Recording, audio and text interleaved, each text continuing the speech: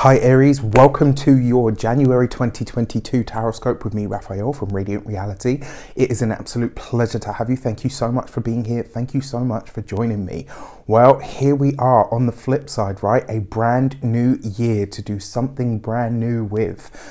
This is really exciting to me because, you know, we are on the precipice of a brand new year. We get a fresh start, a clean slate, you know, the whole world and everybody does.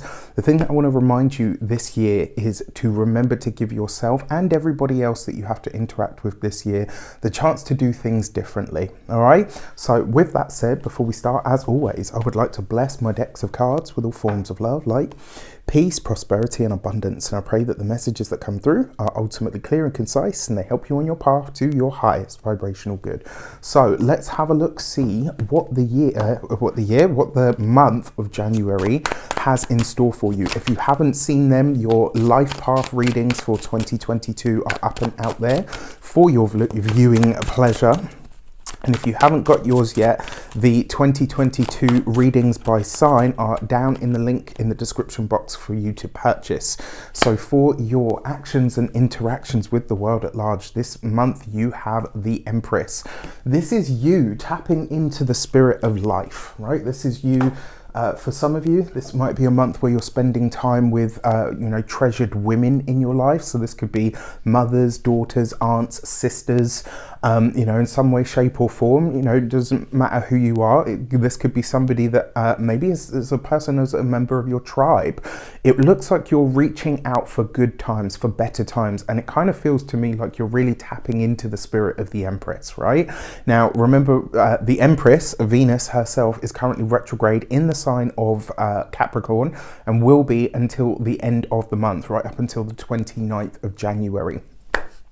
But you have the Empress, and this is about you really choosing the easier path, right? We know Aries is brave, we know you're bold, we know you're dynamic, we know you don't shy away from anything or anyone, right? You will get in there. But this suggests to me that this month, and probably for the rest of the year, you really are asking yourself, how can I do this through the path of least resistance? How can I smooth the path, ease the path? And more importantly, how can I enjoy my life more? This is seeing you dedicate yourself to pleasure and ease and harmony, and maybe in a way that you haven't in a while, or maybe for some of you, maybe in a way that you haven't ever. I think this is a real powerful moment for a lot of you, and I think it's a very aligned one as well. For your money and materials, you have the Fool card. New things, new places, new people. This coupled with the Empress, for some of you, this could literally be a time of pregnancy. Because remember, your money and materials is also your physical body. So this could definitely be pregnancy energy for some of you. For some of you, this could be the start of a new project. Maybe it's the start of a new health regime. We are at the beginning of the year. Don't be one of those people, right? So first 2 weeks of January, you hit it hard and then you just kind of slope off and disappear. If you're going to do this, set your intention and make it happen, all right? For when it comes to your money, your finances and resources, this is a new opportunity to earn money. This is a new, and possibly as well for some of you, an easier way of making money comes in for you over the course of January. This could come as an idea. It could come through, an important, prominent woman in your life that suggests something to you and has you kind of say, yes, you know what, I can do that, or I can work with that, or this actually feels like something that I'm supposed to do.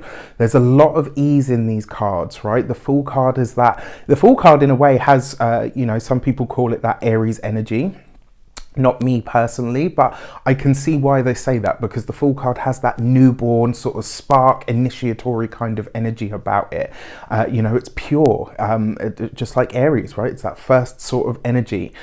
So I love this for you. Now, when it comes to your money, your finances and resources, there are new paths, new avenues, possibly new connections coming in for you over the course of this month.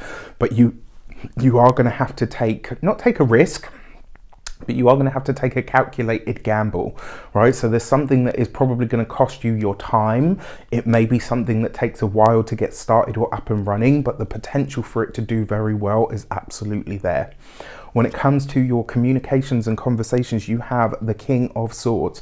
So the King of Swords here falls right next to the Fool card, right? Now, the King of Swords on his own, for me personally, represents the sign of Aquarius. So this is very powerful. The fact that it falls next to the Fool card as well means two things. One, there is a person, so very likely an air sign male, Aquarius, Gemini, or Libra, you're going to be meeting this year, this year, and this month. This could be somebody that's either very beneficial for you, somebody that really helps you advance your career, maybe somebody that gives you, maybe through conversation with this person, you have this really amazing idea.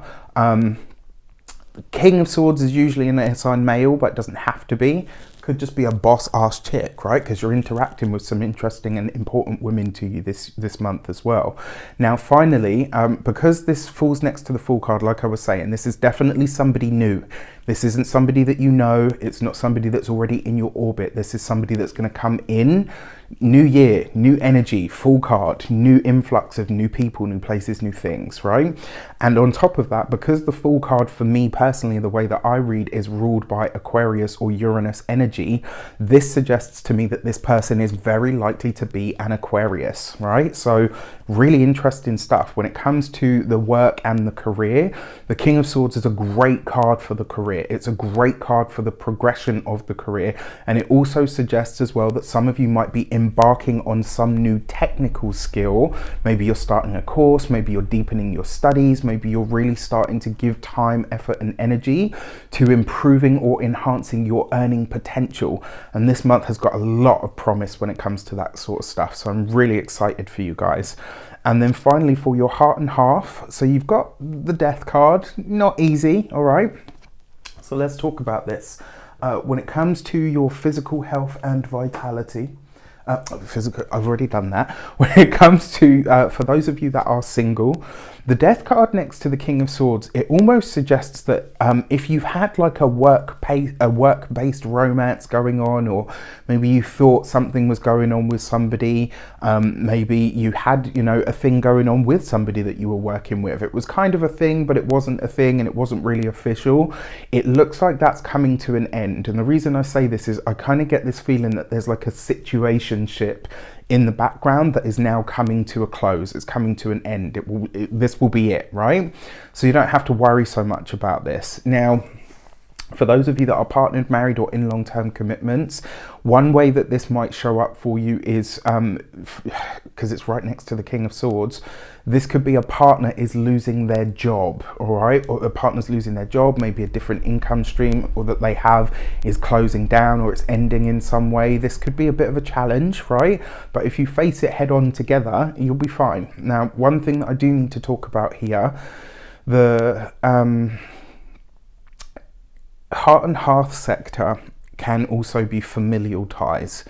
And I'm not going to say that this is the case, but it may be that as we get to the end of January and we dip into Aquarius season, I touch wood, I truly hope I'm wrong, but there may be somebody that is possibly in the winter of their lives that is now ready to pass on. And I really hope that's not the case. All right. So for your weeks of the month, what might you need to know? So for the first week of the month, look at this. You have the Tree of Life. So this card represents divine intervention and assistance. You've got this right underneath the Empress. I gotta say to you, this is one of those weeks where really whatever you initiate, whatever you start, you have, right? So if you're starting something new that's really difficult, you've got beginner's luck working in your favor. It's like the road is rising up to meet you and the wind is at your back. That's from an old Irish saying or an old Gaelic saying, and it's really wonderful. But there's definitely this energy of ease, of smoothness, of whatever challenges, issues, or, maybe even material challenges that you have.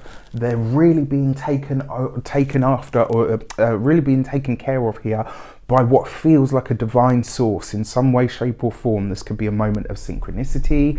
It could be a windfall of some sort. I mean, especially with that Fool card there, right? That's sudden things coming in, and it's in the finance sector. So this first week looks absolutely beautiful, and there's a lot of divine energy here because you've got the Fool card as well, and you've got the Tree of Life. So very, very nice. For your second week of the month, you've got the Chariot card. right underneath the Fool, right? So some of you could be making travel plans in this second week of January. And that wouldn't surprise me, actually. If you are making travel plans, it's likely to be stuff that happens later on in the year. It won't be anytime soon, but this is wonderful. The other thing with this as well, whatever you start or initiate when it comes to finances, resources, or studies in this first 2 weeks of the month, like, you will do very, very well with it. The other thing with that Chariot card as well, I think this is going to be a moment, because you've got it under the Fool, and I kind of feel like this month you're going to catch yourself in a response or a reaction, and you're going to be like, would have done that before, not doing it again. Right? It's like you're really catching yourself before you go into, not a mistake, but before you go into like an unconscious knee-jerk reaction. It's like you're choosing to respond rather than react. That's nice. Soul growth. Wow. All right. So then you've got the Empress card.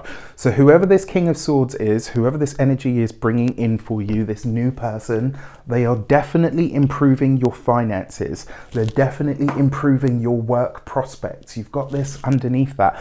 The thing that I will say to you as well, anybody that comes up, so any court card that comes up next to the Empress, this is usually somebody that knows how to have a good time, somebody that really knows what they're doing, but they don't take life or themselves too seriously, and somebody that, quite frankly, on a more sort of mundane level, this is somebody that's usually very beautiful, somebody that's really pretty, really nice to look at, somebody that's just, you know, they speak well, they've got that kind of, you know, about them. So this is really, really nice. But pay attention to the conversations you're having in the third week of January, because they could be really, really instrumental or instructional in some of the changes that you're going to make to improve those finances.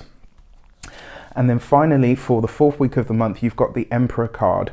So this, because you've got this underneath the Death card, now here's where this gets really interesting. The Death card is number 13, 1 and 3 gives you 4. The Emperor is number 4, and they both fall in this sector that is ruled by 4. This is very, very interesting to me. So 2 4s represents the energy of insomnia. So you might find that the last week of the month it's quite hard for you to sleep, or, you know, the sleep is interrupted for some reason. The other way that this might play out as well, because it is the Emperor, this tends to be, you know, I feel like it is the partner's job. For those of you that are married, partnered, or in long-term commitments, there's something here about the partner's job or money or finances that is not stable. You know, you will get past it. It's not going to be a huge issue, but just keep an eye out for that. The other way that this could show up as well, because technically you've got 3 4s here, because there's one written down. 3 4s is a subject for reflection, right? So it looks like you're going to have to be either revising, redoing, or looking over something in the last week of the month. And that's totally in line with the retrograde energies, because at this point Mercury will be retrograde and it will come out of the sign of Aquarius and back into the sign of Capricorn. All right, so for your new moon message, your new moon is on the 2nd of January, straight out of the gate, right? We've got that new moon energy, which does suggest change for me for the whole year. Oh, that's beautiful. So you've got the gate 22 and grace, and this is about, so this new moon is going to show you that there is something that you need to create. Maybe it's a unique idea, maybe it's a unique selling point or a product, or maybe it's just something that you want to do just for the sake of it. But it's important that you don't allow anyone to sway that idea or shape it into what they think it should be. It has to be your idea, and you have to do it because you love it, right? It will be successful anyway, but don't focus on that.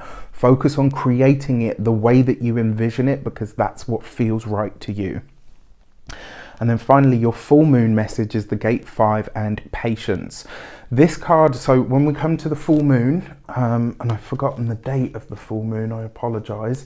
But when we come to the full moon, this is going to be a full moon in the sign of Cancer. The thing that I really want to say to you is this.